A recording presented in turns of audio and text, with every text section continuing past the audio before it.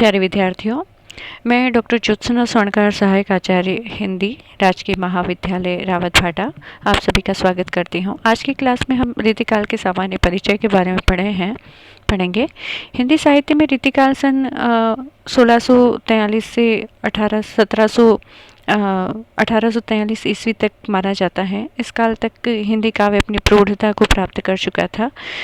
कवियों ने काव्यांगों, रस, छंद, अलंकार, शब्द शक्तियों आदि के विवेचन की प्रवृत्ति उभर कर सामने आ चुकी थी। इस प्रकार के विवेचन हेतु लिखे गए लक्षण ग्रंथ जो हैं वो रीति ग्रंथ कहे गए। रीति ग्रंथ की प्रचुरता के कारण ही इस काल को रीतिकाल कहा गया, क्योंकि रीति ग्रंथ सर्वाधिक मात्रा में इस काल में लिखे गए। रीतिकाल की परिभाषा और रीति का अर्थ। विशेष पद रचना अर्थात काव्य के शोभाकारक शब्द अर्थ के धर्म से युक्त पद रचना ही रीति है। शब्द, अलंकार, ध्वनि आदि जिससे शब्द सौंदर्य बढ़ता है, रीति के बहिरंग तत्व हैं। गुण, रस, ध्वनि, वाक, चातुर्य, अलंकार, काव्यदेश आदि अर्थमय सौंदर्य का बोध कराते हैं। इनको रीति का अंतरंग तत्व माना जाता है। इन रीति ग्रंथों के कर्ता भावुक, सहृदय और निर्गुण कवि थे, अतः उनके द्वारा रसों और अलंकारों के सरस और स्पर्शी उदाहरण प्रस्तुत किए गए। आचार्य शुक्ल ने इस युग में रीति ग्रंथों की अधिकता देखकर ही उसका नाम रीतिकाल रखा। अब है रीतिकाल का नामकरण। रीतिकाल का नामकरण जो है, अलग अलग विद्वानों ने रीतिकाल को अलग अलग नाम दिए हैं। मिश्र बंधु ने इसे अलंकृत काल कहा। आचार्य विश्वनाथ प्रसाद मिश्र ने इसे श्रृंगार काल कहा। मिश्र बंधुओं ने अलंकृत काल इसलिए कहा क्योंकि इस काल में कविता को अलंकृत करने की प्रवृत्ति अधिक रही। विश्वनाथ प्रसाद ने श्रृंगार काल जो नाम दिया, उसके श्रृंगार रस की प्रधानता के कारण इसे श्रृंगार काल कहा, क्योंकि इस काल की कविताओं में श्रृंगार, संयोग और वियोग दोनों प्रकार के श्रृंगार रस की प्रधानता रही। यह नाम तत्कालीन संपूर्ण रचनाओं को समेटकर चलता है। इस नाम की व्यापकता, सार्थकता को आचार्य शुक्ल ने भी स्वीकार करते हुए लिखा है कि वास्तव में श्रृंगार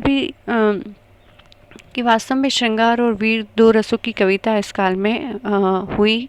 प्रधानता श्रृंगार रस की ही रही।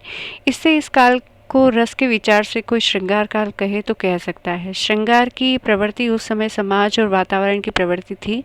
काव्य का कोई भी अंग इससे अछूता नहीं है। डॉक्टर रसाल इसे कला काल कहते हैं। उनका कहना है कि काव्य में कला पक्ष का जितना अधिक उत्कर्ष इस काल में हुआ, उतना पहले कभी नहीं हो सका। परंतु आचार्य शुक्ल ने रीति ग्रंथों की बहुलता के आधार पर इसका नामकरण रीतिकाल रखा। यह उस समय रीति, लक्षण, उदाहरण की शैली की एक मुख्य प्रवृत्ति को प्रकट करती है। अब हम पढ़ेंगे रीतिकाल का वर्गीकरण। रीतिकाल का वर्गीकरण दो भागों में हुआ है। रीतिकाल में दो काव्य धाराएं मानी गई, रीतिबद्ध काव्य और रीतिमुक्त काव्य।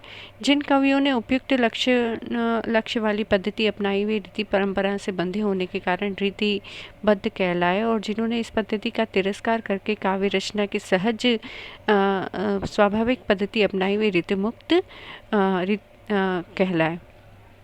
इसके अतिरिक्त एक और काव्य धारा उसकी थी रीति सिद्ध, यानी काव्य अंगों की सारी जानकारी जिन्हें प्राप्त जिन कवियों को थी, लेकिन उसका प्रयोग उन्होंने अपने काव्य में नहीं किया, यानी इस प्रकार से किया कि वे कोई अलग से लक्षण ग्रंथ की तरह न लगे। ये जो कवि थे ये रीति सिद्ध कहलाए। तो इस प्रकार रीतिकाल में तीन काव्य धाराएं मानी गई, रीतिबद्ध, रीति सिद्ध और रीति मुक्त काव्य धारा। तो हम पहले रीतिबद्ध काव्य धारा की बात करेंगे। इन कवियों में भी दो भेद हैं, रीतिबद्ध और रीति सिद्ध। वे जिन्होंने लक्ष्य वाली पद्धति दोनों लिखे, किंतु जिन्होंने काव्यांगों के लक्षण तो नहीं लिखे, अपनी काव्य रचना के समय इन लक्षणों का ध्यान अवश्य रखा, जिससे उनकी कविताएं इन विभिन्न लक्षणों का उदाहरण जैसी लगती हैं, वे रीति सिद्ध कहलाए। इस धारा के कवियों ने रीति शैली को पृष्ठभूमि में रखा। इन कवियों ने न तो लक्षण ग्रंथ का निर्माण किया, न ही नायिका भेद का वर्णन किया। बिहारी, बैनी, यचनेश, कृष्ण कवि आदि हैं। बिहारी इस धारा के सर्वश्रेष्ठ कवि माने गए हैं। अब है रीति मुक्त काव्य धारा। इन कवियों ने रीति को महत्व न देकर पृथक प्रकृति को संचालित किया।